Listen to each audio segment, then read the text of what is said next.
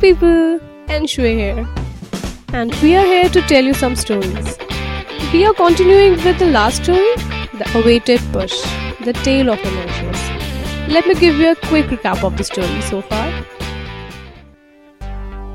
Inertius was a busy, prosperous kingdom, ruled by an ill-tempered, scrupulous king. Everyone in the kingdom feared the king, King Morphle. Everything in the kingdom was mundane, repetitive and constant.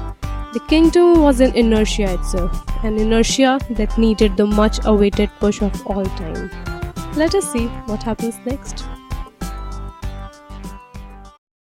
The peace, the hard and constant work of the people, the pushy, ambitious king, the growth, the future, the time, the second, the minute, the sun, the moon, the palace, the army, the staff, the dutifulness, the prospects, and everything and anything or something, anywhere in the kingdom, was a part of a big inertia. An inertia that needed a much awaited push of all time. In the middle of the sleepy inertias, a commotion commenced. The noise of the commotion could be heard in the daylight of inertias. The talks reached every ear and every possible mouth was talking it. The hands that were meant to be walking under the rays of the sun became the talking tongues. The attention of the people slowly started diverting to a mysterious, cloak-wearing wanderer of nights. People became more interested in the mystery than the work. King Mumno, which is not so obviously, paid no attention. He thought the matter to be ordinary and thought that this would end any time soon and people will return to their work in near time. But the clock had started ticking. Anti-clockwise. Things were changing. The inertia was about to be broken. The silence, which itself was screaming all these years in the gloomy, boring, and repetitive routine life of a kingdom, had got a voice. It was speaking with its volume increasing every day.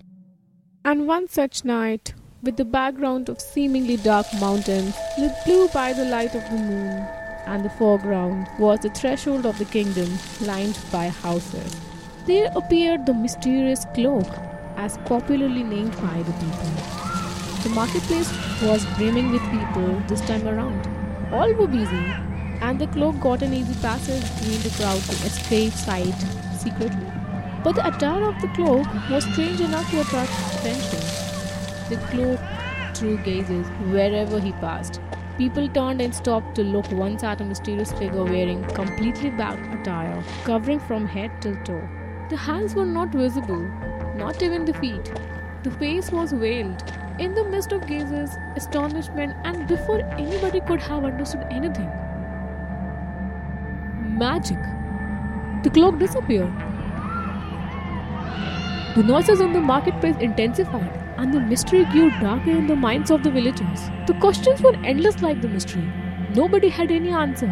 Villagers became more and more interested in the cloak than ever before after the sudden advent of the cloak in the marketplace. Some thought the cloak to be dangerous, gruesome malefactor, a thug who has come to commit crimes. Others assumed him to be a spy who had come to carry out reconnaissance operations. Many minds and many thoughts. Many days passed after the first audacious appearance of the cloak. Talks about the cloak decreased as the time passed, and the mystery of the cloak started diminishing in their memories. Villagers again shifted their attention to their work, as the king's orders commanded every villager to carry out their activities with sincerity. The situation became normal again. Things were getting in place, until a fresh appearance of the cloak in the middle of the night surfaced. This revived the memories of the enigma. The talks started again, and this time with greater clamor. The incidents of the appearance of the cloak became more frequent. The tensions escalated in nurseries as people became doubtful of the intentions of the cloak. With every passing day, the fear grew, and kingdoms started questioning the authority of the king. The questions were lurking in everybody's mind that whether the king had any clue about the situation in the kingdom. Had he forgot his duties of ensuring the safety of the people? When he himself wanted the people to work diligently, then why couldn't he? What was the army doing? Why were the people sitting in the palace, not bothered at all about the threats. King had no authority to rule if he overlooked the concerns of his people, and this led to anger among the masses against the king. Whatever had been the reason, that why the case of the cloak didn't reach the king, but the demands of the people were justified. The conditions in the kingdom were about to broke to a rebellion. But fortunately this time, the cloak reached the king's ears. Knowing about the resentment of Narcissus, Muvno's fury was surely impending on the army chief. He was surely roaming in his room more nervously to find an explanation as to why the cloak went unnoticed, and how someone outside the kingdom, an enigmatic and hideous person, got to infiltrate the much acclaimed security of the kingdom. The chief, along with his army, received a summon from the palace. The summon made the following night an endless sleepless night for the army, the most frightening of all. The army chief then wanted the next day to come. He would have wished to take a leap of faith and skip a day on his request. But unfortunately, the day of wrath, day of summon came. Chilling. The morning had come, and the day was waiting for the proceedings to follow. The much awaited proceedings.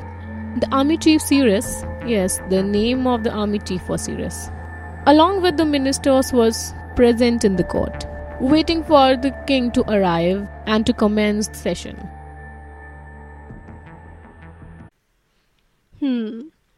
Serious condition of serious, no? Stay tuned, keep listening. If you liked anything about the story, hit the like button, subscribe to us, and please comment down below any suggestions that you have. In case you have missed the first part, we are putting the link in the description below. See you guys next Sunday. We are Anshuik. Do not forget the name. See ya.